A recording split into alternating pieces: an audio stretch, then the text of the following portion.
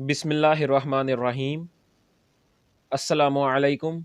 BSc mathematics की book calculus with analytic geometry by SM Yusuf and doctor Mohammad Amin के पहले chapter की एक्सरसाइज 1.3 का आज हम क्वेश्चन नंबर 27 से आगाज़ करेंगे और आज इस चैप्टर को इख्तिताम पजीर कर देंगे। बहरहाल क्वेश्चन नंबर 27, इससे पीछे एक स्टेटमेंट आपको नज़र आ रही है, उसमें कहा जा रहा है in problem 27 to 34 examine whether the given function is continuous at x is equal to zero. यानी 27 से लेकर 34 तक तमाम फंक्शंस का आपने x is equal to zero पे कॉन्टीन्यूटी को चेक करना है, एग्जामिन करना है। ठीक है। बहरहाल क्वेश्चन नंबर 27 ये देखें, आपको कहा जा रहा है f of x is a piecewise function जिसका पहला फंक्शन आपके पास है 1 + 3x की होल पावर 1/x। ये आपके पास उस वक्त वैलिड होगा जब आपका x 0 के बराबर नहीं होगा। उसके बाद दूसरा फंक्शन इसका है e का स्क्वायर यानी एक्सपोनेंशियल फंक्शन का स्क्वायर। ये आपके पास उस वक्त वैलिड होगा जब आपका x 0 के बराबर होगा। आपने इस फंक्शन की कॉन्टिन्यूटी डिस्क्राइब करनी है at x is equal to 0। यानी क्वेश्चन नंबर 27 से 34 तक तमाम सवालात की कॉन्टिन्यूटी आपने x इज इक्वल टू 0 पर ही एग्जामिन करनी है, डिस्क्राइब करनी है। तो देखें कैसे करेंगे इसको। सबसे पहले हम f ऑफ ज़ीरो निकाल लेते हैं। f ऑफ ज़ीरो का क्या मतलब है कि मैंने f ऑफ x में x की जगह ज़ीरो ले लिया है। ठीक है, ये आ गया। अब देखें x is equal to zero वाली कंडीशन मेरे पास इन दोनों में से ये है, लिहाजा इस कंडीशन के ऊपर पूरा उतरते हुए मेरे पास f ऑफ ज़ीरो के लिए जो फंक्शन इस्तेमाल होगा वो होगा e का स्क्वायर। ठीक है, यू मेरे पास f ऑफ ज़ीरो का आंसर आ जाएगा e का स्क्वायर, और इसको नाम दे दिया हमने इक्वेशन नंबर 1 का। अब लिमिट एग्जिस्टेंस चेक करते हैं। लिमिट एग्जिस्टेंस का मतलब है कि हमने चेक करना है कि लेफ्ट हैंड लिमिट आया राइट हैंड लिमिट के बराबर है कि नहीं है। तो सबसे पहले हम लेफ्ट हैंड लिमिट निकालते हैं। लेफ्ट हैंड लिमिट का ये मतलब है कि आपका जो लिमिट है उसमें x जो है ज़ीरो को अप्रोच कर रहा है लेफ्ट साइड से। इसको भी ज़रा समझ लें कि मिसाल के तौर पर ये आपके पास नंबर लाइन है, ये यहाँ पे कहीं पे ज़ीरो एग्जिस्ट कर रहा है। x जो है आपका ज़ीरो को अप्रोच कर रहा है लेफ्ट साइड से। ठीक है, इसका मतलब कि x जो है ज़ीरो से हमेशा छोटी वैल्यूज़ दे रहा है इस कंडीशन के मुताबिक। ठीक है, अब देखें x जो है ज़ीरो से छोटी वैल्यूज़ दे रहा है, इसका क्या मतलब है? इसका ये मतलब है कि x जो है ज़ीरो के बराबर नहीं है, वो उससे छोटी वैल्यूज़ दे रहा है। अब देखें x is not equal to zero वाली कंडीशन आपके पास ये है, लिहाजा इस कंडीशन को मद्देनज़र रखते हुए मेरे पास लेफ्ट हैंड लिमिट के लिए जो फंक्शन इस्तेमाल होगा वो ये वाला फंक्शन होगा, यानी 1 + 3x की होल पावर 1/x। तो बहरहाल देखें कि अब आपके पास लेफ्ट हैंड लिमिट की इस तरह की कंडीशन बन गई है। अब इसको किस तरह सॉल्व करेंगे, मैंने आपको एक्सरसाइज 1.2 में भी बताया था। लिमिट के चंद मैंने आपको कंडीशन बताई थी, उनमें से ये दो मैंने यहाँ पे लिखी हैं कि जब आपके पास सामने इस तरह की कंडीशन बन रही होगी ना, तो जब आपका 1/x का रेसिप्रोकल यानी 1/x का रेसिप्रोकल क्या है, x, अगर वो होल पावर में मौजूद हो और वही x आपका इन्फिनिटी को अप्रोच कर रहा हो, तो ये आपके पास एक्सपोनेंशियल फंक्शन e के बराबर होता है। ठीक है, बहरहाल दूसरा इसका ये था कि अगर आपके पास इस तरह का कोई ना कोई फंक्शन हो जिसमें अब आपका x जो है इसका रेसिप्रोकल क्या होगा 1/x, वो होल पावर में मौजूद हो और वो वाला x आपका ज़ीरो को अप्रोच कर रहा हो, तो ये वाला जो हमारे पास फंक्शन होता है वो एक्सपोनेंशियल फंक्शन के बराबर होता है। बहरहाल ये मैंने आपको याद करवाने के लिए लिखा है। इस फंक्शन का इस वाले जो हमारे पास फॉर्मूला है उसका तो हमारे पास यहाँ पे कोई काम नहीं है, क्योंकि यहाँ x जो है इन्फिनिटी को अप्रोच कर रहा है और हमने स्टेटमेंट में पढ़ा है कि x जो है वो 27 से लेकर 34 तक तमाम क्वेश्चंस के लिए ज़ीरो है। ठीक है, लिहाजा ज़ीरो है हमारा x, तो इन्फिनिटी का हमारे इस वाले फंक्शन का कोई ताल्लुक नहीं है। हम इसी फॉर्मूला से अपने क्वेश्चंस को सॉल्व करेंगे। तो बहरहाल देखें यहाँ पे ये क्या है कि 1 + x और x का, यानी यहाँ पे जो वेरिएबल होगा उसका रेसिप्रोकल अगर पावर में मौजूद हो तो हम उसको, अगर x वही ज़ीरो को अप्रोच कर रहा हो तो हम उसको e के बराबर ले सकते हैं। अब यहाँ देखें, यहाँ पे आपके पास इस तरह की कंडीशन तो बन रही है, लेकिन यहाँ पे 3x है और अगर 3x का हम रेसिप्रोकल देखें तो वो हमारे पास क्या होता है, वो हमारे पास 1/3x होता है, लेकिन उसकी पावर मेरे पास 1/x है। लिहाजा पावर में ये जो x के साथ 3 आना लाजमी है, तो हम क्या करते हैं, हम यहाँ पे इसकी होल पावर में अपने से 3/3 ले लेते हैं। 3/3 लेने से पावर में कोई फ़र्क नहीं पड़ेगा, क्योंकि 3/3 1 के बराबर होता है, तो पावर 1 हो तो वही आंसर आएगा। लेकिन इस तरह करने से मुझे क्या फ़ायदा होगा, मुझे ये फ़ायदा होगा कि ये जो मेरे पास लिमिट x अप्रोच कर रहा है ज़ीरो को, ये वाला जो फंक्शन है, इस फंक्शन में मैं इस तरह लिख सकता हूँ 1 + 3x की होल पावर, ये जो 3 डिनोमिनेटर में है ये x से मल्टीप्लाई हो जाएगा और बन जाएगा 1/3x की होल पावर 3। ठीक है ना? यानी मुझे ये जो मैंने 3 डिवाइडेड बाय 3 लिया था अपनी तरफ से, उसका जो डिनोमिनेटर वाला 3 था उसको मैंने x के साथ यानी डिनोमिनेटर वाले x के साथ मल्टीप्लाई करवाया है। अब हमारे पास जो डिमांड थी कि इसका रेसिप्रोकल पावर में मौजूद हो और इसका रेसिप्रोकल 1/3x होता है, तो वो आ गया 1/3x। लिहाज़ा हम कह सकते हैं कि इस फ़ॉर्मूला के तहत ये वाली जो अंदर वाली ब्रैकेट वाली चीज़ होगी, ये हमारे पास एक्सपोनेंशियल फंक्शन हो जाएगा और होल पावर इसकी क्या है, वो है 3। लिहाजा लेफ्ट हैंड लिमिट का हमारे पास आंसर आएगा एक्सपोनेंशियल फंक्शन की पावर 3। ठीक है, ये हमारे पास लेफ्ट हैंड लिमिट का आंसर आ गया। तो बहरहाल अब आप यहाँ पे देख सकते हैं कि आपका जो एफ ऑफ 0 है ये और लेफ्ट हैंड लिमिट जो है ये दोनों आंसर आपके बराबर नहीं आ रहे। इसका आंसर e की पावर 2 आ रहा है, इसका आंसर e की पावर 3 आ रहा है। लिहाजा दोनों आंसर बराबर नहीं आ रहे, तो हम कह सकते हैं कि given function is discontinuous at x is equal to 0। ये था हमारा क्वेश्चन नंबर 27। उम्मीद है आपको क्वेश्चन नंबर 27 की मुकम्मल समझ लग चुकी होगी और क्वेश्चन नंबर 27 हमारा x इज इक्वल टू 0 पर डिसकंटिन्यूअस है। तो यहाँ पे हमारा क्वेश्चन नंबर 27 खत्म होता है। अब हम चलते हैं नेक्स्ट क्वेश्चन, क्वेश्चन नंबर 28 की जानिब। बहरहाल क्वेश्चन नंबर 28 आपको आपकी अब स्क्रीन पर नजर आ रहा है। तो क्वेश्चन नंबर 28 हमारे पास ये भी पीस वाइज फंक्शन है। इसका पहला फंक्शन है 1 प्लस एक्स की होल पावर 1/x। ये आपके पास उस वक्त वैलिड होगा जब आपका x 0 के बराबर नहीं होगा। और दूसरा फंक्शन है आपके पास 1, ये आपके पास उस वक्त वैलिड होगा जब आपका x 0 के बराबर होगा। बहरहाल इस क्वेश्चन की भी आपने कॉन्टिन्यूटी को डिस्क्राइब करना है at x is equal to 0 पे। तो सबसे पहले हम f ऑफ 0 फाइंड करते हैं। f ऑफ 0 का मतलब है कि मैंने f ऑफ x में x की जगह 0 ले लिया है। ठीक है, अब देखें x इज इक्वल टू 0 वाली कंडीशन मेरे पास ये है। लिहाजा इस कंडीशन को मद्देनजर रखते हुए मेरे पास f ऑफ 0 के लिए जो फंक्शन इस्तेमाल होगा वो होगा 1।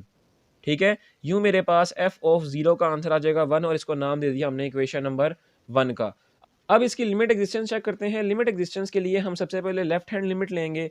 लेफ्ट हैंड लिमिट का मतलब है कि आपका जो फंक्शन है यानी आपका जो x है वो 0 को अप्रोच कर रहा है लेफ्ट साइड से। यानी यहाँ पे आपके पास नंबर लाइन है, x जो है 0 को अप्रोच कर रहा है लेफ्ट साइड से। इसका मतलब कि x जो है 0 से छोटी वैल्यूज दे रहा है। अब ये जो x इज लेस देन 0 है, इसको हम एक और तरीके से लिख सकते हैं, जो x is not equal to 0। यानी इसका भी यही मतलब है कि x जो है 0 से छोटी वैल्यूज दे रहा है, यानी x 0 के बराबर नहीं है।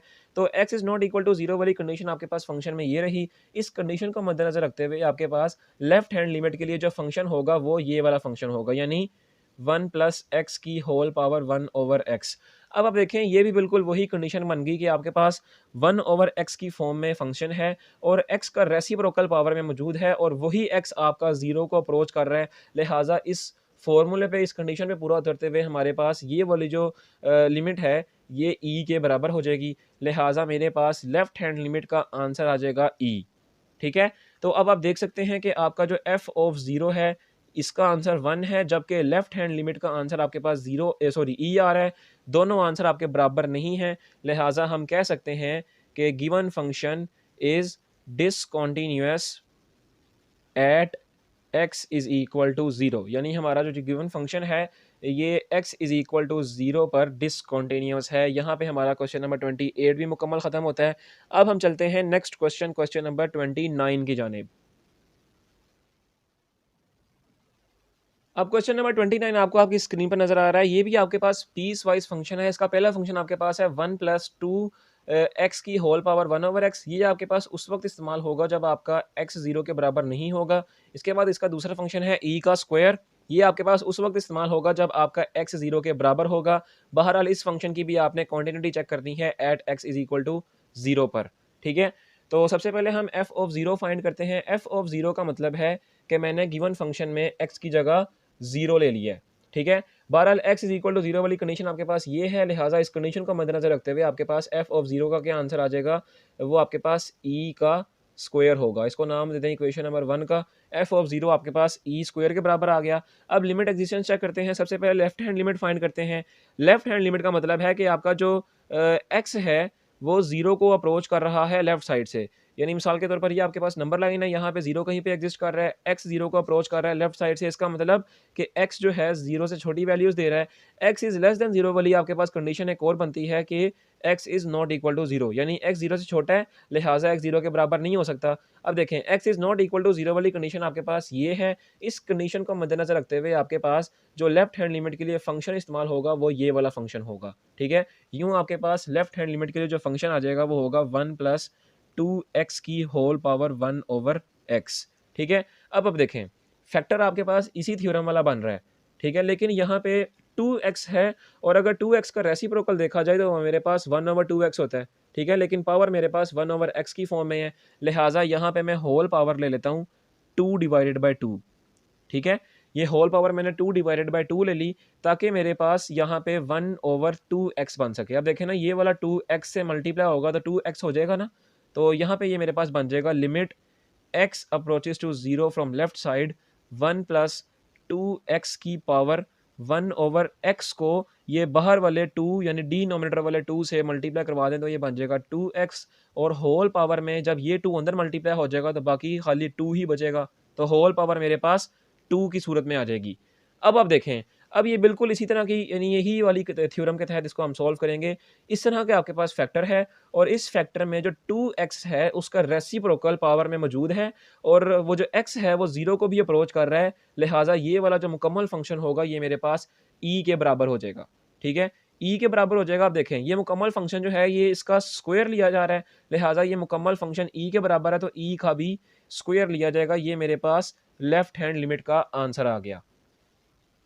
अब हम राइट हैंड लिमिट को चेक करते हैं। राइट हैंड लिमिट का मतलब है कि आपका जो लिमिट में x है वो 0 को अप्रोच कर रहा है लेफ्ट साइड से। मिसाल के तौर पर यहीं पे चेक कर लें कि आपका जो x है 0 को अप्रोच कर रहा है लेफ्ट साइड से, इसका मतलब कि राइट हैंड लिमिट में x आपको 0 से बड़ी वैल्यूज़ दे रहा है, ठीक है? इसका भी हम एक और कंडीशन से इसको लिख सकते हैं कि x 0 को बड़ी वैल्यूज़ दे रहा है, लिहाज़ा x 0 के बराबर नहीं है।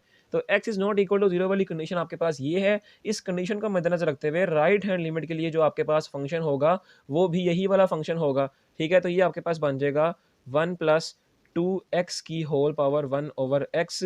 अब देखें, ये भी आपके पास यही चीज़ बन रही है, यहाँ भी आप होल पावर 2/2 की ले लें, ठीक है? तो 2/2 आपने होल पावर ले ली, उसके बाद जो करते हैं वो यहाँ पे करते हैं।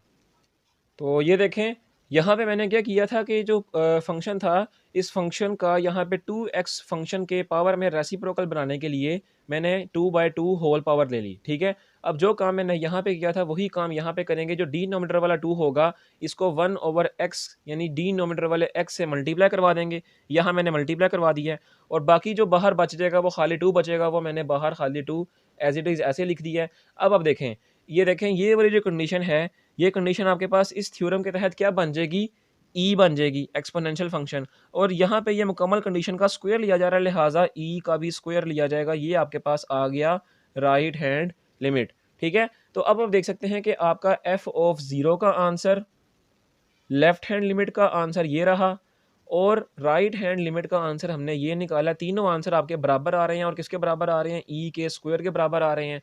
तो यहाँ से हमने प्रूव कर दिया कि given function is continuous at x is equal to 0, कि हमारा जो गिवन फंक्शन है चूंकि वो तमाम वैल्यूज सेम दे रहा है, ई स्क्वायर के बराबर तमाम वैल्यूज दे रहा है, लिहाजा वो गिवन फंक्शन हमारा कॉन्टिन्यूअस है at x is equal to 0 पर। तो ये था हमारा क्वेश्चन नंबर 29। उम्मीद है आपको क्वेश्चन नंबर 29 की भी मुकम्मल तौर पर समझ लग चुकी होगी। अब हम चलते हैं नेक्स्ट क्वेश्चन, क्वेश्चन नंबर 30 की जानिब। अब क्वेश्चन नंबर 30 भी आपको आपकी स्क्रीन पर नजर आ रहा है। ये भी पीस वाइज फंक्शन है। इसका पहला फंक्शन आपके पास है e की पावर 1 ओवर x का स्क्वायर। ये आप उस वक्त इस्तेमाल कर सकते हैं जब आपका x 0 के बराबर नहीं होगा। दूसरा फंक्शन आपके पास है 1। ये आप उस वक्त इस्तेमाल कर सकते हैं जब आपका फंक्शन जो है यानी x जो है 0 के बराबर होगा। बहरहाल इस फंक्शन की भी आपने कॉन्टिन्यूटी डिस्क्राइब करनी है, कॉन्टिन्यूटी चेक करनी है at x is equal to 0 पर, ठीक है? तो सबसे पहले हम क्या करते हैं, सबसे पहले हम एफ ऑफ 0 फाइंड करते हैं। एफ ऑफ 0 का क्या मतलब है कि मैंने x की जगह 0 ले लिया। ये दोबारा दोबारा बताने का मतलब यही है ताकि आपको जो मेन स्टेप्स हैं वो आपके जहन नशीन हो जाएं, ठीक है? तो x इज इक्वल टू 0 ले लिया है। अब देखें x इज़ इक्वल टू 0 वाली कंडीशन मेरे पास ये है, लिहाजा इस कंडीशन को मद्देनज़र रखते हुए मेरे पास f ऑफ 0 का जो आंसर आ जाएगा वो होगा 1। ठीक है, ये मेरे पास इक्वेशन नंबर 1 आ गई। अब हम लिमिट एक्जिस्टेंस चेक करते हैं। लिमिट एक्जिस्टेंस के लिए सबसे पहले हम लेफ्ट हैंड लिमिट निकालते हैं। लेफ्ट हैंड लिमिट का मतलब है कि आपका जो x है वो 0 को अप्रोच कर रहा है लेफ्ट साइड से, यानी ये आपके पास नंबर लाइन है, ये आपके पास 0 है, x 0 को अप्रोच कर रहा है लेफ्ट साइड से, इसका मतलब कि x 0 से छोटी वैल्यूज़ दे रहा है। x इज़ लेस देन 0 का एक और मतलब है कि x जो है वो 0 के बराबर नहीं है, उससे छोटी वैल्यूज़ दे रहा है। अब देखें x is not equal to 0 वाली कंडीशन आपके पास ये है।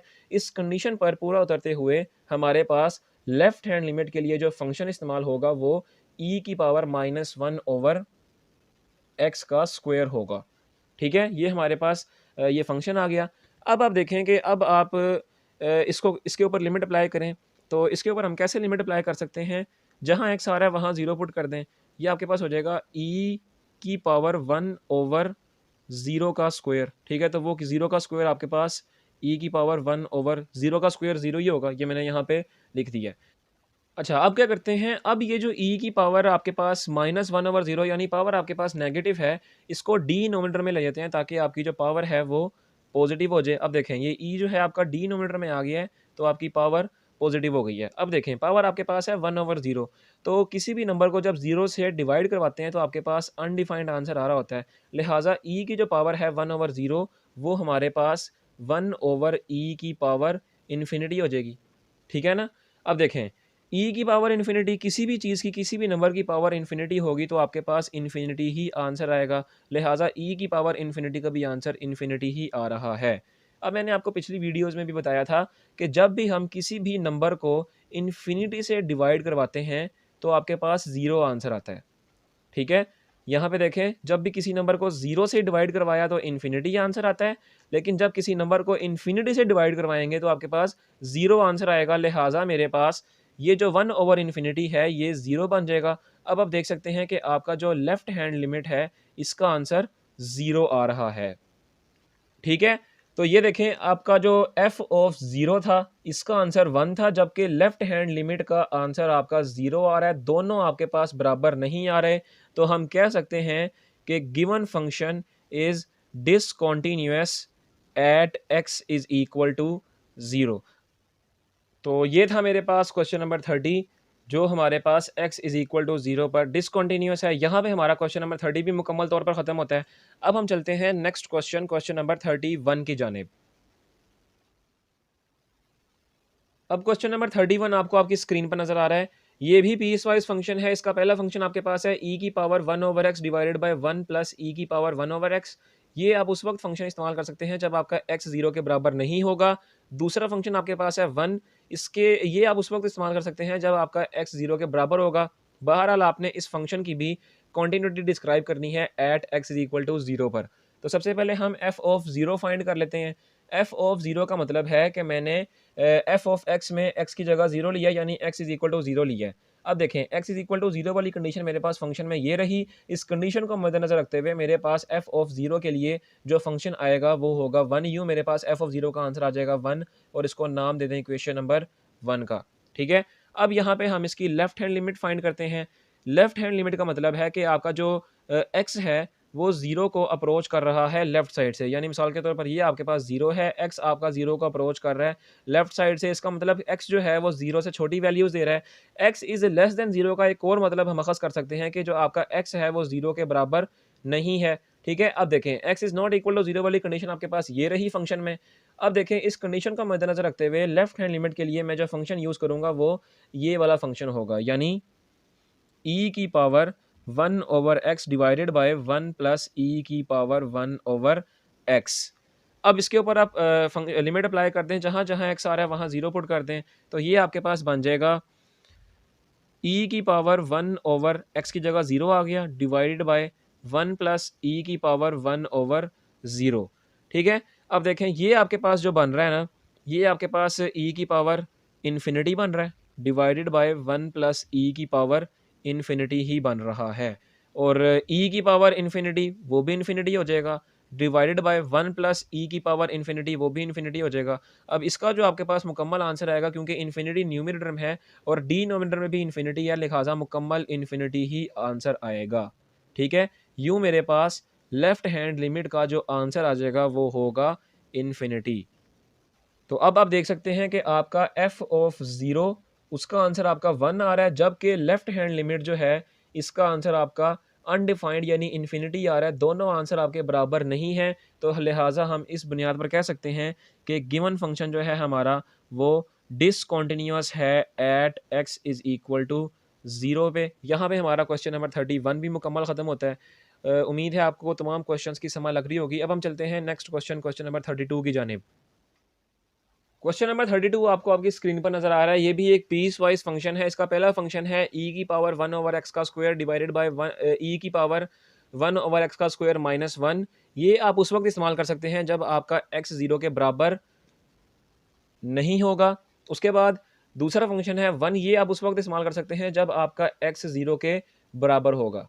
ठीक है, बहरहाल आपने इस फंक्शन की भी क्वांटिटी चेक करनी है at x is equal to 0 पर। बहरहाल सबसे पहले हम क्या करते हैं, सबसे पहले हम एफ ऑफ 0 फाइंड करते हैं। एफ ऑफ 0 का मतलब है कि मैंने फंक्शन में यानी एफ ऑफ एक्स में एक्स की जगह 0 ले लिया, यानी एक्स इज इक्वल टू 0 ले लिया है। एक्स इज इक्वल टू 0 वाली कंडीशन आपके पास ये है। इस कंडीशन के तहत आपके पास एफ ऑफ 0 के लिए जो आंसर आएगा या जो फंक्शन इस्तेमाल करेंगे वो होगा 1। ठीक है, यूँ मेरे पास एफ ऑफ 0 का आंसर आ गया 1, इसको नाम देते हैं इक्वेशन नंबर 1 का। अब हम लिमिट एग्जिस्टेंस चेक करते हैं। सबसे पहले लेफ्ट हैंड लिमिट फाइंड करते हैं। लेफ्ट हैंड लिमिट का मतलब है कि आपका जो x है वो 0 को अप्रोच कर रहा है लेफ्ट साइड से, यानी ये आपके पास नंबर लाइन है, यहाँ पे 0 है, x आपका 0 को अप्रोच कर रहा है लेफ्ट साइड से। इसका मतलब कि x जो है वो 0 से छोटी वैल्यूज़ दे रहा है। x इज़ लेस देन 0 का हम एक और कंडीशन से लिख सकते हैं, यानी x is not equal to 0। ठीक है ना, यहाँ देखें आपका x 0 से छोटा है, लिहाजा वो 0 के बराबर नहीं हो सकता। अब इस कंडीशन को यानी x is not equal to 0 वाली कंडीशन को हम यहाँ चेक करेंगे तो वो हमारे पास x is not equal to 0 वाली कंडीशन ये रही। इस कंडीशन को मद्देनज़र रखते हुए हमारे पास लेफ्ट हैंड लिमिट के लिए जो फंक्शन इस्तेमाल होगा वो ये वाला फंक्शन होगा, यानी e की पावर 1 ओवर x का स्क्वायर डिवाइडेड बाय e की पावर 1 ओवर x का स्क्वायर माइनस 1। ठीक है, ये मेरे पास फंक्शन आ गया। अब देखें क्या करेंगे, यहाँ पर हम डायरेक्ट लिमिट अप्लाई नहीं कर सकते। क्यों नहीं कर सकते? क्योंकि अगर डायरेक्ट लिमिट अप्लाई करेंगे तो ये मेरे पास अनडिफाइंड हो जाएगा। उसके लिए हम क्या करेंगे, नीचे जो डिनोमिनेटर है आपके पास उसमें से e की पावर 1 ओवर x को स्क्वायर कॉमन ले लें, तो ये आपके पास बन जाएगा लिमिट x अप्रोच कर रहा है 0 को लेफ्ट साइड से, e की पावर 1 ओवर x का स्क्वायर, ये बिल्कुल इसी तरह न्यूमरेटर में, और डिनोमिनेटर में हम e की पावर 1 ओवर x का स्क्वायर कॉमन ले लेंगे, तो मेरे पास अंदर वाला फैक्टर जो बच जाएगा, देखें ये कॉमन ले लिया, ये बाहर आ गया, अंदर मेरे पास इसकी जगह बच जाएगा 1 माइनस, यहाँ पे 1 था, जब यहाँ से कॉमन लेंगे तो ये जो e की पावर 1 ओवर x का स्क्वायर है ये डिनोमिनेटर में चला जाएगा, यानी e की पावर 1 ओवर x का स्क्वायर 1 से डिवाइड हो जाएगा। तो ये मैंने e की पावर 1 ओवर x का स्क्वायर जो था डिनोमिनेटर वाले फैक्टर से कॉमन ले लिया। अब कॉमन लेने से क्या फ़ायदा हुआ कि ये वाला फैक्टर और ये वाला फैक्टर कैंसल आउट हो जाएंगे और बाकी मेरे पास बच जाएगा लिमिट x अप्रोच कर रहा है 0 को लेफ्ट साइड से, 1 बच गया, divided by 1 minus 1 over e की पावर 1 ओवर x का स्क्वायर। अब आप क्या करें, अब आप इस फंक्शन पे लिमिट अप्लाई करें, जहाँ x आ रहा है वहाँ 0 पुट कर दें, तो ये आपके पास बन जाएगा, ये 1 तो बिल्कुल इसी तरह, डिवाइडेड बाय ये वाला 1 भी इसी तरह, माइनस न्यूमरेटर वाला 1 भी इसी तरह, और डिनोमिनेटर में e की पावर 1 ओवर x की जगह 0 आ जाएगा। 0 का स्क्वायर 0 ही होता है, तो ये मेरे पास e की पावर 1 ओवर 0 वाली कंडीशन बन जाएगी। ठीक है, तो e की पावर 1 ओवर 0 यानी e की पावर 1 ओवर 0 मेरे पास e की पावर इन्फिनिटी के ही बराबर आएगा।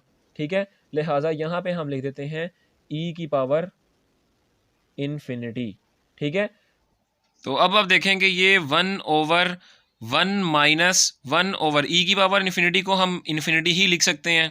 ठीक है, तो अब ये 1 ओवर इन्फिनिटी जो है ये मैंने आपको पीछे भी बता दिया हुआ है कि 1 ओवर इन्फिनिटी हमारे पास 0 के बराबर है, लिहाजा यहाँ पर 1 ओवर इन्फिनिटी की जगह हम लिख देंगे 0। यूँ मेरे पास जो कंडीशन बन जाएगी ये होगी 1 डिवाइडेड बाय 1 माइनस 0, यूँ मेरे पास लेफ्ट हैंड लिमिट का आंसर आ जाएगा 1। ठीक है, ये मेरे पास लेफ्ट हैंड लिमिट का आंसर आ गया। अब हम राइट हैंड लिमिट को चेक करते हैं। राइट हैंड लिमिट का मतलब है कि आपका जो x है वो 0 को अप्रोच कर रहा है राइट साइड से, यानी x इज़ ग्रेटर देन 0 होगा। x इज़ ग्रेटर देन 0 का मतलब है कि x यहाँ पर भी 0 के बराबर नहीं है, लिहाज़ा राइट हैंड लिमिट के लिए भी जो मैं फ़ंक्शन इस्तेमाल करूँगा वो x is not equal to 0 के लिहाज से यही वाला फ़ंक्शन होगा। तो यहाँ देखें राइट हैंड लिमिट के लिए भी जो ये फ़ंक्शन इस्तेमाल हो रहा था वो मैंने यहाँ पे लिख दिया है। अब देखें लेफ्ट हैंड लिमिट का भी यही चीज़ थी और राइट हैंड लिमिट की भी यही चीज़ है। यहाँ भी हम यही काम करेंगे कि डिनोमिनेटर में से हम e की पावर 1 ओवर x का स्क्वायर कॉमन ले लेंगे, तो यहाँ भी मेरे पास यही कंडीशन बन जाएगी। ठीक है? तो कॉमन लेने से ये जो कॉमन लिया था वो वाला फैक्टर और न्यूमरेटर वाला फैक्टर कट जाएगा, तो मेरे पास इस तरह की कंडीशन बन जाएगी। ठीक है? यहाँ पर भी यही सारा काम करेंगे। जब मेरे पास यहाँ पर भी इस तरह की कंडीशन बन जाएगी, तो ये देखें जब इसके ऊपर लिमिट अप्लाई करेंगे तो मेरे पास क्या हो जाएगा, 1 तो इसी तरह रहा, डिवाइडेड बाय 1 माइनस 1 ओवर ई की पावर 1 ओवर 0 बन जाएगी। ठीक है? ई की पावर 1 ओवर 0। अब ई की पावर 1 ओवर 0 जो होती है, 1 ओवर 0 को हम इन्फिनिटी भी लिख सकते हैं, लिहाजा ई की पावर इन्फिनिटी हो जाएगी। यूँ ई की पावर इन्फिनिटी का भी मेरे पास क्या आंसर आएगा, ये देखें, ये मेरे पास इस तरह बन जाएगा 1 ओवर 1 माइनस 1 ओवर ई की पावर इन्फिनिटी। ई की पावर इन्फिनिटी का मेरे पास क्या आंसर आएगा, 0 आंसर आएगा। तो ये मेरे पास बिल्कुल इस तरह की कंडीशन बन जाएगी, यानी 1 over 1 minus 1 divided by infinity वाली फॉर्म।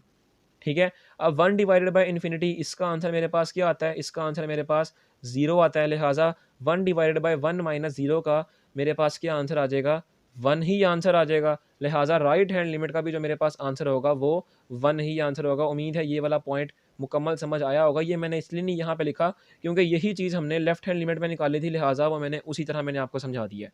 ठीक है?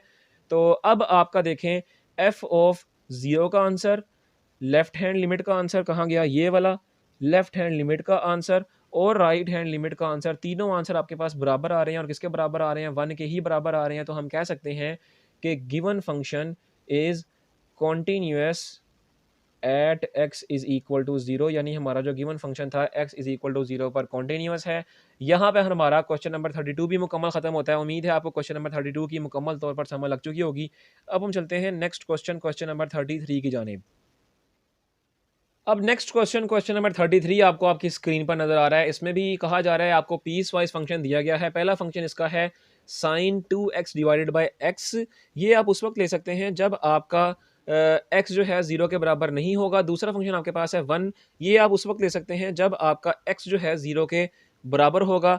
बहरहाल यहाँ पर देखें, आपसे कहा जा रहा है कि इस फंक्शन की भी आपने कॉन्टिन्यूटी डिस्क्राइब करनी है at x is equal to 0 पर। तो सबसे पहले हम f ऑफ 0 फाइंड करते हैं। एफ ऑफ 0 का मतलब है कि मैंने एफ ऑफ एक्स में एक्स की जगह 0 लिया, यानी एक्स इज इक्वल टू 0 लिया है। एक्स इज इक्वल टू 0 वाली कंडीशन आपके पास ये है। इस कंडीशन को मद्देनजर रखते हुए मेरे पास एफ ऑफ 0 का क्या आंसर आ जाएगा, 1 आंसर आ जाएगा और उसको नाम दे दें इक्वेशन नंबर 1 का। ठीक है? अब हम क्या करते हैं, अब हम लेफ्ट हैंड लिमिट और राइट हैंड लिमिट फाइंड करते हैं। सबसे पहले लेफ्ट हैंड लिमिट फाइंड करेंगे। लेफ्ट हैंड लिमिट का मतलब है कि आपका जो x है ये 0 को अप्रोच कर रहा है लेफ्ट साइड से, यानी ये आपके पास नंबर लाइन है, यहाँ पे कहीं पे 0 है, x आपका 0 को अप्रोच कर रहा है लेफ्ट साइड से। इसका मतलब कि x जो है 0 से छोटी वैल्यूज दे रहा है। x इज लेस देन 0 है, इसका मतलब कि x जो है 0 के बराबर नहीं है, उससे छोटा है। अभी देखें x is not equal to 0 वाली कंडीशन आपके पास फंक्शन में ये रही। इस कंडीशन को मद्देनजर रखते हुए हमारे पास लेफ्ट हैंड लिमिट के लिए जो फंक्शन इस्तेमाल होगा वो ये वाला फंक्शन होगा। तो ये बन जाएगा sign 2x divided by x। अच्छा, तो यहाँ पर आपने इसको इस पे डायरेक्ट लिमिट अप्लाई करके बगैर सोचे समझे इसका आंसर अनडिफाइंड नहीं निकाल देना। यहाँ पर देखें आपके पास ये वाला थ्योरम जो हमने पहले पढ़ा था कि जब आपके पास साइन x और जो साइन का एंगल होगा वही डिनोमिनेटर में हो और वही एंगल आपका लिमिट में 0 को अप्रोच कर रहा हो, तो ये हमारे पास 1 के बराबर होता है। ये हम पिछली एक्सरसाइज में पढ़ के आ चुके हुए हैं। ठीक है? तो यहाँ पर भी आपके पास यही कंडीशन बन रही है।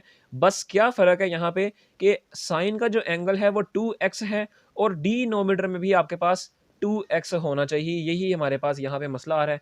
तो ये तो कोई मसला नहीं है। यहाँ पे हम क्या करते हैं, यहाँ पे हम इस होल फंक्शन में 2 मल्टीप्लाई भी करवा देते हैं और डिवाइड भी करवा देते हैं।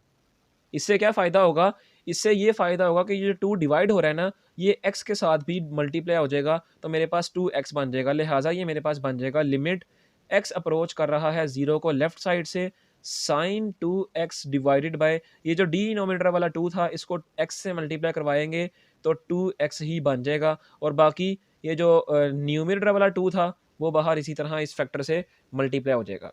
अब आप देखें कि आपका जो साइन का एंगल है 2x वो डिनोमिनेटर में भी है और वही एंगल का वेरिएबल आपके पास जो है x वो 0 को अप्रोच कर रहा है। लिहाजा इस थ्योरम को ये फंक्शन वैलिड हो गया इस थ्योरम के मुताबिक। इस थ्योरम के मुताबिक हम इस फंक्शन को 1 करार दे देंगे।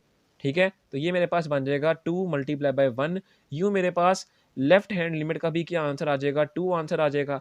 अब आप देखें कि आपका जो f ऑफ 0 है, इसका आंसर आपका 1 आ रहा था, जबकि लेफ्ट हैंड लिमिट जो है इसका आंसर आपका 2 आ रहा है। लिहाजा दोनों आंसर आपके बराबर नहीं आ रहे, तो हम कह सकते हैं कि जो गिवन फंक्शन है वो डिसकंटीन्यूअस है। Given function is discontinuous at x is equal to 0। यानी हमारा जो गिवन फंक्शन था वो x इज इक्वल टू 0 पर डिसकंटीन्यूअस था। ये था हमारा क्वेश्चन नंबर 33। उम्मीद है आपको क्वेश्चन नंबर 33 की मुकम्मल तौर पर समझ लग चुकी होगी। अब हम चलते हैं नेक्स्ट क्वेश्चन, क्वेश्चन नंबर 34 की जानिब। क्वेश्चन नंबर 34 आपको आपकी स्क्रीन पर नजर आ रहा है। ये भी पीस वाइज फंक्शन है। यहाँ पे कहा जा रहा है इसका पहला फंक्शन आपके पास sine 3x divided by sine 2x। ये आप उस वक्त इस्तेमाल कर सकते हैं जब आपका x 0 के बराबर नहीं होगा। दूसरा फंक्शन आपके पास है 2 डिवाइडेड बाय 3। ये आप उस वक्त इस्तेमाल कर सकते हैं जब आपका x 0 के बराबर होगा। बहरहाल इस फंक्शन की भी आपने कॉन्टीन्यूटी डिस्क्राइब करनी है at x is equal to 0 पर। तो सबसे पहले हम क्या करते हैं, सबसे पहले हम f ऑफ 0 फाइंड करते हैं, यानी f ऑफ x में x की जगह 0 ले लिया, यानी x इज इक्वल टू 0 ले लिया। x इज इक्वल टू 0 वाली कंडीशन मेरे पास फंक्शन में ये है। इस कंडीशन को मद्देनजर रखते हुए हमारे पास f ऑफ 0 के लिए जो फंक्शन आएगा वो होगा 2 डिवाइडेड बाय 3। ठीक है, यूँ मेरे पास f ऑफ 0 का आंसर आ गया 2 डिवाइडेड बाय 3। इसको नाम दे दें इक्वेशन नंबर 1 का। अब लिमिट एग्जिस्टेंस चेक करते हैं। लिमिट एग्जिस्टेंस के लिए सबसे पहले हम लेफ्ट हैंड लिमिट फाइंड करेंगे। लेफ्ट हैंड लिमिट का मतलब है कि आपका जो लिमिट में x है ये 0 को अप्रोच कर रहा है लेफ्ट साइड से, यानी ये आपके पास नंबर लाइन है, यहाँ पे कहीं पे 0 है, x 0 को अप्रोच कर रहा है लेफ्ट साइड से। यहाँ से पता चला कि आपका जो x है 0 से छोटी वैल्यूज़ दे रहा है। इसका मतलब कि x जो है वो 0 के बराबर नहीं है, छोटी वैल्यूज़ दे रहा है। अब x is not equal to 0 वाली कंडीशन आपके पास फंक्शन में ये है। इस कंडीशन को मद्देनज़र रखते हुए हमारे पास लेफ्ट हैंड लिमिट के लिए जो फंक्शन इस्तेमाल होगा वो ये वाला फंक्शन होगा, यानी sign 3x divided by sine 2x। अब यहाँ पर भी वही बात, आपने बगैर सोचे समझे इसके ऊपर लिमिट अप्लाई करके इन्फिनिटी बाय इन्फिनिटी की फॉर्म नहीं बना देना इसको आप इस थ्योरम के तहत सॉल्व करें। किस तरह सॉल्व करेंगे देखें। यहाँ से मैं क्या करता हूँ, लिमिट जो है x अप्रोच जिस पे कर रहा है 0 को लेफ्ट साइड से, यहाँ पर मैं साइन 3x को अलहदा कर लेता हूँ और 1 ओवर साइन 2x को अलहदा कर लेता हूँ। ठीक है, इस तरह अलहदा करने से क्या फ़ायदा होगा कि मेरे पास ये एक फंक्शन बन जाएगा और ये एक फंक्शन बन जाएगा। अब इसको अलग-अलग सॉल्व करेंगे कैसे? यहाँ पर भी मैं क्या करता हूँ जी, यहाँ पर मैं इस फंक्शन को 3x से मल्टीप्लाई भी करवा देता हूँ और डिवाइड भी करवा देता हूँ। देखें 3x से मल्टीप्लाई डिवाइड करवाने से कोई फ़ायदा होगा, यानी कोई फ़र्क पड़ेगा? कोई फ़र्क नहीं पड़ेगा। यहाँ पर ये कट जाएगा तो 1 नहीं, दोबारा वही फॉर्म बन जाएगी। लिहाजा 3x से मल्टीप्लाई और डिवाइड करवाने से मेरे पास कोई फ़र्क नहीं पड़ रहा। ठीक है, तो ये मेरे पास फ़र्क तो नहीं पड़ा, लेकिन क्या फ़ायदा दे रहा है? ये हमारे पास ये फ़ायदा दे रहा है कि यहाँ पर जो साइन का एंगल है 3x, इसको डिवाइड करवाने से मेरे पास यहाँ पर भी साइन का एंगल 3x आ गया है। ठीक है, और बाकी क्या बच गया मेरे पास? बाकी जो 3x बच जाएगा ये न्यूमरेटर वाला, इसको हम बाहर एज अ फैक्टर ले लेते हैं। अब यही काम हम यहाँ पे करेंगे। यहाँ पे मेरे पास जो फंक्शन है वो है 1 ओवर साइन 2x। यहाँ पे चूंकि साइन के साथ एंगल हमारा 2x है, लिहाजा यहाँ पर हम साइन 2x को 2x से मल्टीप्लाई और डिवाइड करवा देते हैं। अब 2x से मल्टीप्लाई डिवाइड करवाने से क्या फ़र्क पड़ा है? कोई फ़र्क नहीं पड़ा। अगर हम 2x डिवाइडेड बाय 2x को देखें तो ये मेरे पास 1 हो जाएगा, तो दोबारा से मेरे पास 1 ओवर साइन 2x की कंडीशन ही बन जाएगी। लिहाजा फ़र्क तो कोई नहीं पड़ा, लेकिन फ़ायदा क्या हो रहा है? फ़ायदा ये हो रहा है कि ये जो डिनोमिनेटर वाला 2x है ये इसके साथ डिवाइड हो जाएगा, हमारे पास साइन 2x ओवर 2x वाली कंडीशन ही बन जाएगी। तो अब आप देखें, जो मैंने यहाँ बात कही थी कि जो 2x है ये साइन 2x से डिवाइड हो जाएगा, तो ये देखें यहाँ पे मैंने डिवाइड करवा दिया। बाकी जो सारी टर्म है मैंने बिल्कुल इसी तरह लिखी है, सिर्फ 2x जो यहाँ पे मैंने लिया था उसको मैंने साइन 2x के नीचे लिख दिया है, और बाकी जो 2x बच रहा था न्यूमरेटर में वो बिल्कुल मैंने इस तरह एज इट इज़ ही लिख दिया है। अब आप देखें ये सब करने से क्या फ़ायदा होगा, ये सब करने से ये फ़ायदा होगा कि मेरे पास ये जो साइन का एंगल है यहाँ पर 3x वही डिनोमिनेटर में है और यहाँ पर भी साइन का जो एंगल 2x है वो वही एंगल हमारे पास डिनोमिनेटर में है और इन दोनों के एंगल हमारे पास यानी जो इन दोनों के हमारे पास वेरिएबल है वही वेरिएबल हमारा 0 को अप्रोच कर रहा है। लिहाजा इस थ्योरम के तहत जब आपके पास साइन का एंगल डिनोमिनेटर में हो और वही एंगल आपका 0 को अप्रोच कर रहा हो तो हमारे पास क्या आंसर आता है, इस कंडीशन का आंसर 1 आता है। तो जब हम इसके ऊपर लिमिट अप्लाई करेंगे तो ये वाला फैक्टर भी 1 हो जाएगा और ये वाला फैक्टर भी 1 हो जाएगा। बाकी आपके पास बच जाएगा 3x इसी तरह बच गया। ये वाला 2x जो था वो डिवाइड हो रहा था वो भी इसी तरह बच गया। ये वाला फैक्टर आपका 1 हो जाएगा मल्टीप्लाई बाय 1 ओवर ये वाला फैक्टर भी आपका 1 हो जाएगा। ठीक है? अब आपके पास जो मुकम्मल बच जाएगा वो होगा 3x डिवाइडेड बाय 2x। ये x इस x से कट जाएगा तो मेरे पास लेफ्ट हैंड लिमिट का क्या आंसर आ जाएगा 3 डिवाइडेड बाय 2। तो अब आप देखें कि आपका f ऑफ 0 का आंसर आ रहा है 2 डिवाइडेड बाय 3 और लेफ्ट हैंड लिमिट का आंसर आ रहा है 3 डिवाइडेड बाय 2। दोनों आंसर आपके बराबर नहीं आ रहे तो हम कह सकते हैं कि जो गिवन फंक्शन है हमारा वो डिसकंटीन्यूअस है at x is equal to 0 पर। ये था हमारा क्वेश्चन नंबर 34। उम्मीद है आपको क्वेश्चन नंबर 34 की मुकम्मल तौर पर समझ लग चुकी होगी। अब हम चलते हैं इस एक्सरसाइज के लास्ट क्वेश्चन, क्वेश्चन नंबर 35 की जानिब। तो हमारा आज की इस वीडियो का और इस चैप्टर नंबर 1 का लास्ट क्वेश्चन, क्वेश्चन नंबर 35 आपको आपकी स्क्रीन पर नज़र आ रहा है। बहुत ही अहम क्वेश्चन है लॉन्ग क्वेश्चन के लिहाज से। तो देखें आपको दो फंक्शन दिए गए हैं, एक एफ ऑफ एक्स और एक जी ऑफ एक्स।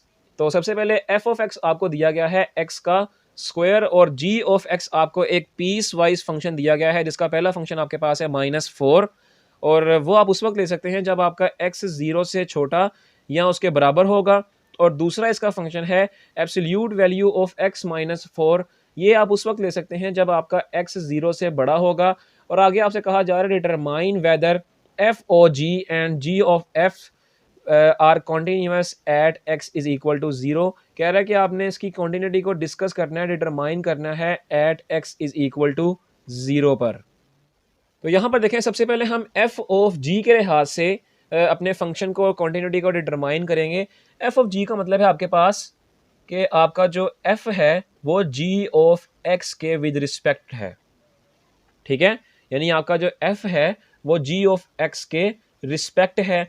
तो अब देखें यहाँ पर आपके पास जो एफ ऑफ एक्स है वो है एक्स का स्क्वायर और जी ऑफ एक्स जो है वो आपका पीस वाइज फंक्शन है। लिहाजा जी ऑफ एक्स आपका एफ के रिस्पेक्ट है। लिहाजा हम क्या करेंगे, इस पीस वाइज फंक्शन के मुताबिक सबसे पहले x इज़ लेस देन और इक्वल टू 0 के लिहाज से f o g of x की वैल्यू निकालेंगे और फिर x इज़ ग्रेटर देन 0 के लिहाज से हम f of g of x की वैल्यू निकालेंगे। तो देखें सबसे पहले क्या करते हैं, ये आपका जो एफ ओ जी है यानी f of g of x जो आपका है at x is less than और इक्वल टू 0 पर हमें क्या वैल्यू देगा। देखें g ऑफ x जो है आपका x इज लेस देन और इक्वल टू 0 पे है -4 और f जो है आपका वो आपका x का स्क्वायर है। लिहाजा इस कंडीशन के मुताबिक चूंकि g ऑफ x आपका f के रिस्पेक्ट है तो आपके -4 का स्क्वायर लिया जाएगा। ठीक है, तो एफ ओ जी आपका x इज लेस देन और इक्वल टू 0 पे क्या आंसर देगा, -4 का स्क्वायर 16 आंसर देगा। ठीक है, इस पॉइंट को आप दोबारा से समझ लीजिएगा वीडियो पीछे करके। अब देखें दोबारा, अब अगर आपको ये पॉइंट ना समझ आया, यहाँ से आपको ये पॉइंट समझ आ जाएगा। अब हम लेंगे एफ ओ जी किस लिहाज से, x इज ग्रेटर देन 0 के लिहाज से। ठीक है, एफ ऑफ जी का मतलब आपके पास है कि आपका जो जी ऑफ एक्स है वो एफ ऑफ एक्स के विद रिस्पेक्ट है। अब देखें at x is equal to 0 पर आपका जो जी ऑफ एक्स है वो है एब्सोल्यूट वैल्यू ऑफ x -4। ठीक है, और आपका जो एफ ऑफ एक्स है वो है x का स्क्वायर यानी x is less greater than 0 पे आपकी जी ऑफ एक्स की वैल्यू आ रही है एब्सोल्यूट वैल्यू ऑफ x -4 यानी x इज ग्रेटर देन 0 पर आपकी g ऑफ x की वैल्यू आ रही है एब्सोल्यूट वैल्यू ऑफ x -4। अब जब आपका f of g of x लिया जाएगा, तो एफ का जो फंक्शन है आपके पास वो है एक्स का स्क्वायर, लिहाजा इसका भी स्क्वायर लिया जाएगा। इससे ये पता चला कि at x is greater than 0 पर आपकी एफ और जी ऑफ एक्स की वैल्यू आ रही है absolute value of x minus 4 का स्क्वायर। तो उम्मीद है आपको ये वाला पॉइंट समझ आया होगा। यूं आपके पास एफ और जी का जो पीस वाइज फंक्शन बन जाएगा वो बनेगा 16 at x is less than और इक्वल टू 0 और absolute value of x minus 4 का square at x is greater than 0। ये आपके पास एफ और जी का पीस वाइज फंक्शन बन गया है। इसी फंक्शन की मदद से हम एफ और जी की continuity at x is equal to 0 पर डिस्क्राइब करेंगे। तो ये देखें एफ ओ जी का जो मैंने पीस वाइज फंक्शन बनाया था वो मैंने यहाँ पे लिख दी है।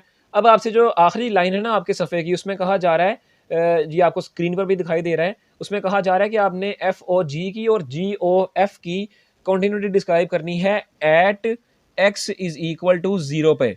ठीक है, तो सबसे पहले हम f o g at x is equal to 0 पर फाइंड करेंगे, यानी एफ ओ जी के लिए हम x इज इक्वल टू 0 लेंगे, जैसे हम करते थे पीछे कि f ऑफ x में x की जगह हमने 0 पुट कर देना था। यहाँ भी हम यही काम करेंगे। अब हम f और g में x की जगह 0 पुट कर देंगे।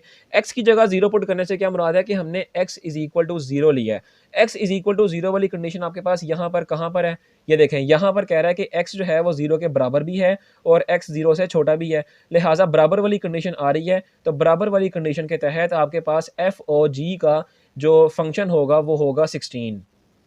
ठीक है, यूं आपके पास एफ ओ जी का फंक्शन आ गया 16, इसको नाम दे दें इक्वेशन नंबर 1 का। अब लिमिट एग्जिस्टेंस चेक करते हैं। लिमिट एग्जिस्टेंस का मतलब है कि आपकी जो सबसे पहले लेफ्ट हैंड लिमिट है उसमें एक्स जो है आपका वो 0 को अप्रोच कर रहा है लेफ्ट साइड से, 0 को अप्रोच कर रहा है लेफ्ट साइड से, ये आपके पास 0 है, एक्स आपका 0 को अप्रोच कर रहा है लेफ्ट साइड से। इसका मतलब कि एक्स जो है आपका 0 से छोटी वैल्यूज़ दे रहा है और 0 से छोटी वैल्यूज़ वाली कंडीशन आपके पास फंक्शन में ये रही। इस कंडीशन को मद्देनजर रखते हुए आपके पास लेफ्ट हैंड लिमिट के लिए जो फंक्शन इस्तेमाल होगा वो भी 16 ही होगा। ठीक है, अब देखें कांस्टेंट के ऊपर जब भी लिमिट अप्लाई करते हैं तो वही कांस्टेंट आपका आंसर आता है। यूं आपका लेफ्ट हैंड लिमिट का आंसर आ जाएगा 16।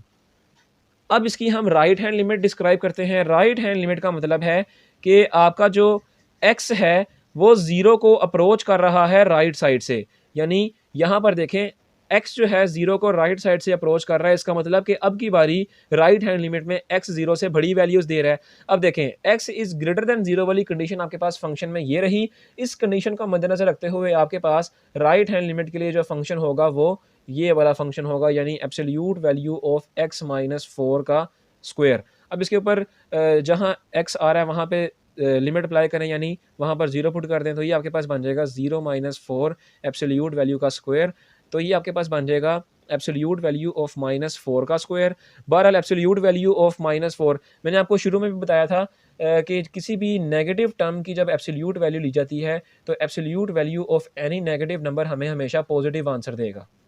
तो ये आपके पास बन जाएगा पॉजिटिव 4। ठीक है, यानी पॉजिटिव 4 का स्क्वायर लिया जाएगा। तो पॉजिटिव 4 का स्क्वायर आपके पास किसके बराबर होता है, वो 16 के ही बराबर होता है। यूं आपके पास राइट हैंड लिमिट का भी क्या आंसर आ जाएगा, 16 ही आंसर आ जाएगा। अब आप देखें कि आपका जो एफ ओ जी था उसका भी आंसर 16 आया, लेफ्ट हैंड लिमिट का भी आंसर आपका 16 आ रहा है और राइट हैंड लिमिट का भी आंसर आपका 16 ही आ रहा है, यानी तीनों आंसर आपके बराबर आ रहे हैं। तो हम कह सकते हैं कि जो गिवन फंक्शन था हमारा, यानी एफ ओ जी जो था वो हमारा कॉन्टीन्यूअस है। Given function f of g is continuous at x is equal to 0। तो ये था हमारा क्वेश्चन नंबर 35 का। एफ ऑफ जी के लिहाज से बता दिया हमने कि एफ ऑफ जी हमारा एक्स इज इक्वल टू 0 पे कॉन्टीन्यूअस है। अब हम इसी को हम चेक करेंगे जी ओ एफ पे। तो अब हम अपने क्वेश्चन नंबर 35 को जी ओ एफ के लिहाज से भी सॉल्व करते हैं और चेक करते हैं कि जी ओ एफ पे हमारा फंक्शन कॉन्टीन्यूटी दे रहा है या डिसकॉन्टीन्यूअस है। तो देखें जी ओ एफ का मतलब है कि अब की बारी आपका जो एफ ऑफ एक्स है ना वो जी के विद रिस्पेक्ट है। ठीक है, पहले आपका जी जो था वो एफ ऑफ एक्स के विद रिस्पेक्ट था, अब आपका एफ ऑफ एक्स जो है वो जी के विद रिस्पेक्ट है। लिहाजा अब देखें एफ ऑफ एक्स का जो आपके पास फंक्शन गिवन दिया गया है वो है एक्स का स्क्वायर और जी ऑफ एक्स की जो आपके वैल्यू दी गई है वो एक पीस वाइज फंक्शन दिया गया है। ठीक है, अब आप देखें जब आपका एफ ऑफ एक्स जो है वो जी के विद रिस्पेक्ट है, इसका मतलब कि जी ऑफ एक्स में जहाँ जहाँ आपका एक्स आ रहा है वहाँ पे एफ ऑफ एक्स को मद्देनजर रखते हुए एक्स का स्क्वायर लिख देंगे। ठीक है, क्यों लिखेंगे? क्योंकि आपका जो एफ ऑफ एक्स है वो जी के विद रिस्पेक्ट है। तो ये मेरे पास जी ओ एफ की वैल्यू जो बन जाएगी, जहाँ जहाँ जी में आपका एक्स आ रहा है वहाँ पे एफ ऑफ एक्स की जगह, यानी एफ ऑफ एक्स को मद्देनजर रखते हुए जहाँ जहाँ जी ऑफ एक्स में एक्स आ रहा है वहाँ पे एक्स का स्क्वायर पुट कर देंगे। तो ये मेरे पास बन जाएगा, देखें -4 है, यहाँ तो कोई एक्स नहीं आ रहा, लिहाजा -4 ही रहेगा। यहाँ पर एब्सोल्यूट वैल्यू ऑफ एक्स है, तो चूंकि अब एफ जो है वो हमारा जी के विद रिस्पेक्ट है, तो उसके मद्देनजर रखते हुए एफ की वैल्यू मेरे पास एक्स स्क्वायर है, लिहाजा जी में भी एक्स की जगह एक्स स्क्वायर आ जाएगा, बाकी -4 इसी तरह। और यहाँ पर जो कंडीशन है ये भी चेंज हो जाएगी, एक्स आ रहा है तो एफ ऑफ एक्स को मद्देनजर रखते हुए ये एक्स का भी स्क्वायर बन जाएगा इज लेस देन और इक्वल टू 0, और इस एक्स का भी स्क्वायर बन जाएगा इज ग्रेटर देन 0। ठीक है, अब आप कहेंगे ये तो मेरे पास x का स्क्वायर आ गया, तो इसको मैं कैसे सिंप्लीफाई करूं? तो ये देखें, ये मेरे पास इस तरह की कंडीशन बन रही है, x square is less than और इक्वल टू 0, दोनों तरफ आप स्क्वायर रूट ले लें, तो ये देखें x का मेरे पास क्या आंसर आ जाएगा, x इज लेस देन और इक्वल टू 0 ही आंसर आ जाएगा। और ये वाले x को देखें, x square is greater than 0, यहाँ भी दोनों तरफ आप अंडर रूट ले लें, तो x की जो कंडीशन बनेगी वो ग्रेटर देन 0 ही बनेगी। तो यहाँ से ये पता चला कि यहाँ पर स्क्वायर डालें या ना डालें, कंडीशन में हमारी कोई फ़र्क नहीं पड़ेगा। ठीक है, तो ये आपके पास जी ओ एफ का पीस वाइज फंक्शन बन गया है। अब इस पीस वाइज फंक्शन को मद्देनजर रखते हुए हम चेक करते हैं कि क्या इसके ऊपर at x is equal to 0 पर क्या ये कॉन्टिन्यूस है कि नहीं है। तो ये देखें कि at x is equal to 0 पर हमने ये जो पीस वाइज फंक्शन बनाया था यहाँ पर जी ऑफ एफ का, उसकी कॉन्टिन्यूटी चेक करनी है। तो सबसे पहले हम जी ओ एफ को एक्स इज इक्वल टू 0 पर चेक करते हैं। मैं दोबारा से आपको बता देता हूँ, जैसे हम पिछले क्वेश्चन में एफ ऑफ एक्स की जगह एफ ऑफ 0 लेते थे ना, यानी एक्स इज इक्वल टू 0 लेते थे, यहाँ पर भी हम यही काम कर रहे हैं, जी ओ एफ में एक्स की जगह 0 ले रहे हैं, यानी एक्स इज इक्वल टू 0 ले रहे हैं। तो देखें, x इज इक्वल टू 0 वाली कंडीशन आपके पास इन दोनों कंडीशंस में कहाँ पर है, तो यहाँ पर देखें x यहाँ पर 0 के बराबर भी है और 0 से छोटा भी है, लिहाजा x इज इक्वल टू 0 वाली कंडीशन को मद्देनजर रखते हुए आपके पास जी ओ एफ का जो फंक्शन होगा वो होगा -4। ठीक है, तो at x is equal to 0 पे हमारे पास जी ओ एफ -4 आंसर दे रहा है, इसको नाम दे दें इक्वेशन नंबर 1 का। अब इसकी लिमिट एग्जिस्टेंस चेक करते हैं। लिमिट एग्जिस्टेंस के लिए सबसे पहले हम लेफ्ट हैंड लिमिट निकालते हैं। लेफ्ट हैंड लिमिट का मतलब है कि आपका जो x है वो 0 को अप्रोच कर रहा है लेफ्ट साइड से, यानी ये आपके पास नंबर लाइन है, यहाँ पे कहीं पे 0 आ रहा है, x 0 को अप्रोच कर रहा है लेफ्ट साइड से, इसका मतलब कि x 0 से छोटी वैल्यूज दे रहा है। अब देखें, x इज लेस देन 0 वाली कंडीशन आपके पास वो भी यही कंडीशन है। इस कंडीशन को मद्देनजर रखते हुए आपके पास लेफ्ट हैंड लिमिट का जो फंक्शन होगा वो भी -4 ही इस्तेमाल होगा। यूँ -4 एक कांस्टेंट नंबर है, जब उसके ऊपर लिमिट अप्लाई करेंगे तब भी -4 ही आंसर आएगा, लिहाजा लेफ्ट हैंड लिमिट का हमारे पास क्या आंसर आ गया, -4। अब हम राइट हैंड लिमिट को चेक करते हैं। राइट हैंड लिमिट का मतलब है कि आपका जो x है वो 0 को अप्रोच कर रहा है राइट साइड से, यानी राइट हैंड लिमिट में x 0 को अप्रोच कर रहा है राइट साइड से, इसका मतलब कि राइट हैंड लिमिट में x 0 से बड़ी वैल्यूज दे रहा है। अब देखें, x इज ग्रेटर देन 0 वाली कंडीशन आपके पास फंक्शन में ये रही। इस कंडीशन को मद्देनजर रखते हुए आपके पास राइट हैंड लिमिट के लिए जो फंक्शन इस्तेमाल होगा वो ये वाला फंक्शन होगा, यानी एब्सोल्यूट वैल्यू ऑफ x का स्क्वायर -4। इसके ऊपर लिमिट अप्लाई करें, जहाँ जहाँ x आ रहा है वहाँ पे 0 पुट कर दें, तो ये आपके पास बन जाएगा 0 का स्क्वायर -4 एब्सोल्यूट वैल्यू है इसकी। अब देखें इसका क्या आंसर आएगा, 0 का स्क्वायर 0 हो जाएगा, 0 -4 वो भी -4 आंसर देगा। अभी मैंने आपको यानी पीछे थोड़ा इसके एफ और जी वाले में बताया था कि absolute value of any negative term, उसका आंसर मेरे पास पॉजिटिव टर्म ही आंसर आएगा, यानी एब्सोल्यूट वैल्यू हर नेगेटिव नंबर को पॉजिटिव कर देता है। यहाँ पर देखें आपका -4 आ रहा है और उसकी एब्सोल्यूट वैल्यू ली जा रही है, लिहाजा एब्सोल्यूट वैल्यू ऑफ -4 जो है इसको क्या कर देगा, +4 कर देगा। यूँ मेरे पास राइट हैंड लिमिट का क्या आंसर आ जाएगा, +4 आंसर आ जाएगा। तो अब आप देख सकते हैं कि आपका GOF का आंसर वो लेफ्ट हैंड लिमिट के बराबर तो आया है, लेकिन लेफ्ट हैंड लिमिट का आंसर राइट हैंड लिमिट के बराबर नहीं आया। तो मैंने आपको कहा था कि तीनों का आंसर बराबर आना चाहिए। जब ये तीनों का आंसर बराबर होगा तब भी हमारी तब भी हमारी कॉन्टिन्यूटी डिस्क्राइब होगी। तो तीनों का आंसर बराबर नहीं आ रहा, लिमिट हमारी एग्जिस्ट नहीं कर रही। इसका मतलब कि GOF जो है ये हमारा डिसकंटिन्यूअस है। GOF is discontinuous at x is equal to 0। ये था हमारा क्वेश्चन नंबर 35 और यहाँ पे हमारे BSc मैथमेटिक्स के चैप्टर नंबर 1 का मुकम्मल इख्तिताम होता है।